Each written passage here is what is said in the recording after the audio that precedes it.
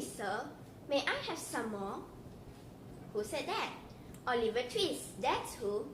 The book I have read is Oliver Twist, written by Charles Dickens. It all started on one winter's night. A pregnant woman scurried through deserted streets barefoot, hoping to find anyone willing to take her in. She gave birth to a baby boy. Then she died quietly in the workhouse. Oliver grew up in the workhouse, where he worked and lived his childhood. Being severely underfed, he pleaded to have some more food, only to be ridiculed. When he turned 9, he was sent to an undertaker to work. There he suffered many hardships. One lonely night, he left for London. In London, he met a charismatic boy who thanked him for inadvertently covering his act to pick a man's pockets. He was the artful dodger from a gang of pickpockets led by Fagin. Fagin took Oliver in for stealing things. One day, the artful dodger stole Mr. Brownlow's handkerchief in front of a bookstore and put the blame on Oliver. Oliver was then taken to court. Luckily, the bookvender saw the incident and believed in Oliver's innocence.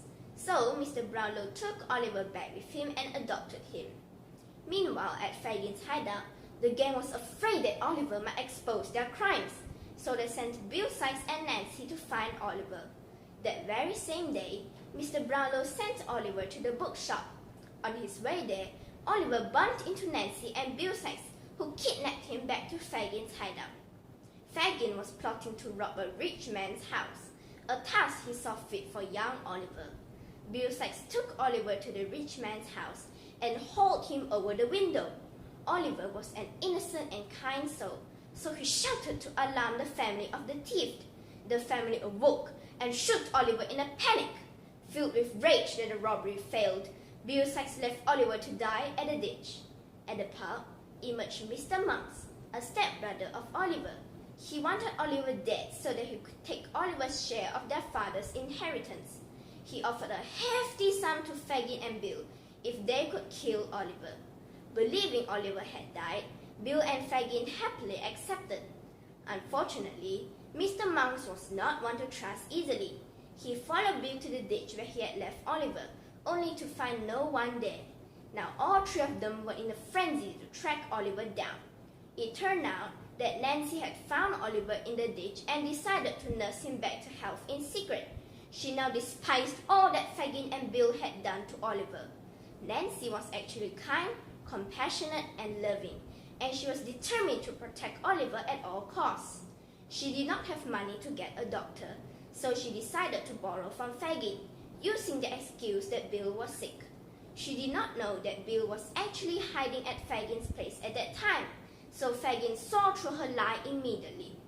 In the meantime, Mr. Brownlow found Nancy's place and had his doctor treat Oliver. Oliver regained consciousness and told Mr. Brownlow everything about Fagin and Bill. They set off at once to save Nancy, who had gone to Fagin's place. Bill was furious that he was betrayed by Nancy, so he was determined not to let Nancy leave her room alive. When Mr. Brownlow and Oliver arrived at Fagin's hideout, they discovered Nancy was dead. Oliver was heartbroken. News of Bill's evil deeds soon reached the townfolk's ears. Now everyone was searching for him. Mr. Brownlow and Oliver found Bill and gave chase. In the ensuing chaos, Bill tripped and fell from a balcony to his demise. In the end, Fagin was sentenced to gallows, and that was the end for the gang of pickpockets. Oliver returned to Mr. Brownlow, who adopted him officially. The end. The moral value of this book is that we must be brave no matter the circumstance, exemplified by Mr. Brownlow and Nancy.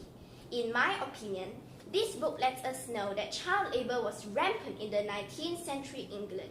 Children were forced to work under bad conditions, but it was accepted by the society then. How glad am I that I don't live in those times. While I, in this 21st century, can get an education and enough on my plate. Thank you.